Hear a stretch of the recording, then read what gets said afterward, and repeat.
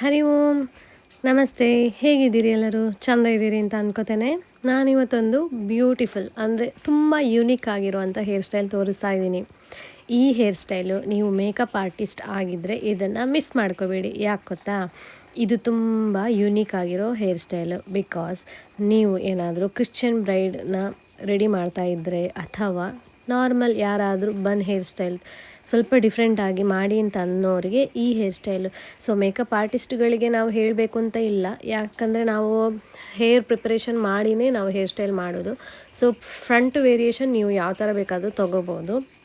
So common ಪೀಪಲ್ಗೆ ನಾನು ಏನು ಹೇಳ್ತಾ ಇದ್ದೀನಿ ಅಂತಂದರೆ, ನಾನು ಏನು ತೋರಿಸ್ತಾ ಇದ್ದೀನಿ ನೋಡಿ ಅದೇ ಥರ ಹೇರ್ ಸ್ಟೈಲ್ ಮಾಡಿ. ನಾನಿಲ್ಲಿ ಫಸ್ಟು ಎರಡು ಸೈಡು ಲೆಫ್ಟು ರೈಟಿಗೆ ಪಾರ್ಟಿಷನ್ ತೊಗೊಂಡು ನೆಕ್ಸ್ಟು ಇಲ್ಲಿ ಸಿ ಸೆಕ್ಷನ್ ತೊಗೊಂಡಿದ್ದೀನಿ. ನಿಮ್ಮದು ಕೂದಲು ಸ್ವಲ್ಪ ತೆಳ್ಳಗಿದ್ದರೆ ಸಿ ಸೆಕ್ಷನ್ ಬೇಡ, ಸ್ಟ್ರೈಟ್ ಸೆಕ್ಷನ್ ತೊಗೊಳ್ಳಿ. ನಿಮ್ಮದು ಕೂದಲು ದಪ್ಪ ಇದೆ ಅಂತಂದರೆ ಸಿ ಸೆಕ್ಷನ್ ತೊಗೊಳ್ಳಿ. ಸೊ ನೆಕ್ಸ್ಟ್ ಅದನ್ನು ಟೈ ಮಾಡಿಬಿಟ್ಟು ಇವಾಗ ನಾನೇನು ಕೆಳಗಡೆ ಹೇರ್ ಇದೆ ನೋಡಿ ಅದನ್ನು ರಬ್ಬರ್ ಬ್ಯಾಂಡಲ್ಲಿ ಟೈಟಾಗಿ ಹೋಲ್ಡ್ ಮಾಡ್ತೀನಿ. ಸೊ ಇದು ಮೇಯ್ನ್. ನೀವು ರಬ್ಬರ್ ಬ್ಯಾಂಡು ಯಾವ ಥರ ತೊಗೋತೀರಾ ಅದ್ರ ಮೇಲೆ ಡಿಪೆಂಡ್. ಟೈಟಾಗಿರಬೇಕು ರಬ್ಬರ್ ಬ್ಯಾಂಡು, ಅಂದರೆ ಮಾತ್ರ ನಿಮ್ಮದು ಹೇರು ಟೈಟಾಗಿ ನಿಲ್ಲುತ್ತೆ. ನೀವೇನಾದರೂ ಲೂಸ್ ರಬ್ಬರ್ ಬ್ಯಾಂಡ್ ತೊಗೊಂಡ್ರೆ ಹೇರು ಲೂಸ್ ಆಗುತ್ತೆ. ಸೊ ನೋಡಿ, ನೀವು ಈ ಥರ ಟೈ ಮಾಡಬೇಕು.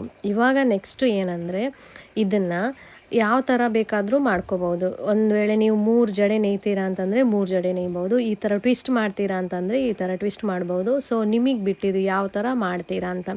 ಅದಾದಮೇಲೆ ಅದನ್ನು ರೌಂಡಾಗಿ ಫೋಲ್ಡ್ ಮಾಡಿಬಿಟ್ಟು ಇದಕ್ಕೆ ಯು ಪಿನ್ ಆದರೂ ಹಾಕ್ಬೋದು ನೀವು, ಅಥವಾ ನಿಮ್ಮಲ್ಲಿ ನಾರ್ಮಲ್ ಕ್ಲಿಪ್ಸ್ ಏನಿರುತ್ತೆ ಬಾಬಿ ಪಿನ್ ಥರ ಅದನ್ನು ನೀವು ಹಾಕ್ಕೋಬೇಕು. ಒಂದು 2 ಕ್ಲಿಪ್ ಆದರೂ ಸಾಕು, ಅಥವಾ 3 ಕ್ಲಿಪ್ ಆದರೂ ಸಾಕು, ಹಾಕ್ಕೊಳ್ಳಿ. ಇದಾದಮೇಲೆ ಏನಂದರೆ, ನೆಕ್ಸ್ಟು ನಾವೇನು ಮೇಲೆ ಲೆಫ್ಟು ರೈಟು ಮತ್ತು ಅಪ್ಪರ್ ಪಾರ್ಟಲ್ಲಿ ಏನು ಹೇರ್ ಬಿಟ್ಟಿರ್ತೀವಿ ನೋಡಿ ಅದನ್ನು ತಗೋಬೇಕು. ಸೊ ನೀವು ಮೇಕಪ್ ಆರ್ಟಿಸ್ಟ್ ಆಗಿದ್ದರೆ ಫ್ರಂಟ್ ವೇರಿಯೇಷನ್ ಮಾಡ್ಕೋಬೋದು ಯಾವುದೇ ಥರ. ಸೊ ಕಾಮನ್ ಪೀಪಲ್ ಇಷ್ಟು ಸಾಕು ಮಾಡಿದರೆ, ಅಥವಾ ನೀವು ಸ್ವಲ್ಪ ಹೇರಲ್ಲಿ ಎಕ್ಸ್ಪರ್ಟ್ ಇದ್ದೀರಾ ಅಂತಂದರೆ ಸ್ವಲ್ಪ ಏನಾದರೂ ಹೇರ್ ಸ್ಟೈಲ್ ಮಾಡಿ ಅಲ್ಲಿಗೆ ಇದನ್ನು ಫುಲ್ ಬ್ಯಾಕ್ ಕೊಂಬು, ಅಂದರೆ ನೀವು ಒಂದು ಸೈಡಿಗೆ ಬ್ಯಾಕ್ ಕೊಂಬ್ ಮಾಡಿಬಿಟ್ಟು ನೋಡಿ ಈ ಥರ ನಾನು ಯಾವ ಥರ ತೋರಿಸ್ತಾ ಇದ್ದೀನಿ ನೋಡಿ ಅದೇ ಥರ ಸ್ವಲ್ಪ ಸೈಡಿಗೆ. ಇವಾಗ ನಾನು ಅದನ್ನು ಲೆಫ್ಟಿಗೆ ಆದಷ್ಟು ತಗೊಂಬರ್ತಾಯಿದ್ದೀನಿ. ಇಲ್ಲಿ ಇವಾಗ ನಾನು ನೇಯ್ತಾ ಇದ್ದೀನಿ, 3 ಜಡೆ ನೇಯ್ತಾ ಇದ್ದೀನಿ ನೋಡಿ.